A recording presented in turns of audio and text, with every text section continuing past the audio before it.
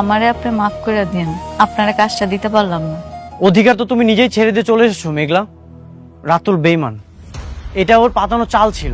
তুমি শাকের চৌধুরীর আসল মেয়ে শালিমা, ওরা তোমাকে ষড়যন্ত্র করে বের করে দিয়েছে, আর তুমিও সেই পাতানো ফাঁদে পা দিয়ে মাথা নিচু করে চলে এসেছো। তানা ছাড়া কি করবো আমি?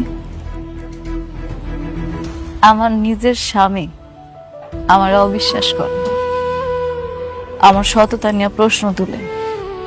যেখানে আমার স্বামী আমার বিশ্বাস করে না, আমি বাইরের মানুষকে বিশ্বাস করামো কেমনি? এটা কি সম্ভব? আর তাছাড়া তারা ভুল কিছু কয় নাই, আমি আসলে আসল শালিমা না। আমার আম্মা আব্বা স্বীকার করছে আমি নাকি হ্যাঁ গো আপন সন্তান, আমি শাকের চৌধুরীর মাইয়া না।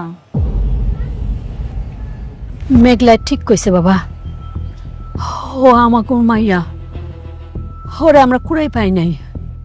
কেন আপনারা আমার সাথে আর প্রকৃতির সাথে মিথ্যা কথা বলছেন?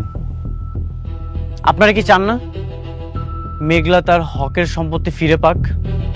না না না, আমরা চাই না মেঘলা আমার সন্তান আমার কাছে থাক। চাই না ওই রাজপ্রাসাদ। আব্বা এগুলা তুমি কি কইতাছো?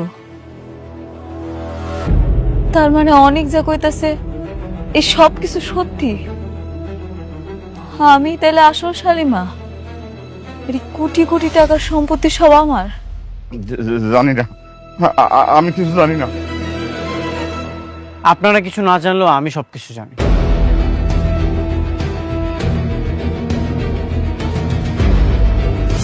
চাচা, আপনি তো অনেক বছর ধরে এখানে আছেন, সেই ছোট থেকে মেঘলাকে এখানে দেখেছেন।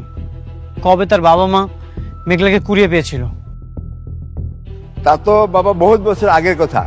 তখন মেঘলার বয়স ছিল মাত্র 1.5 বছর। কোথায় পেয়েছিল? ওই যে আমাদের বস্তির বড় গেটের সামনে ময়লার পাশে ওকে যেন কি রেখে গেছিল। ওই মেয়াই কি আলতু ফালতু কথা কইতেছেন? এন থেকে জান তো, জান কইতেছি। মেঘলা আমাকে মাইয়া, আমার কলিজা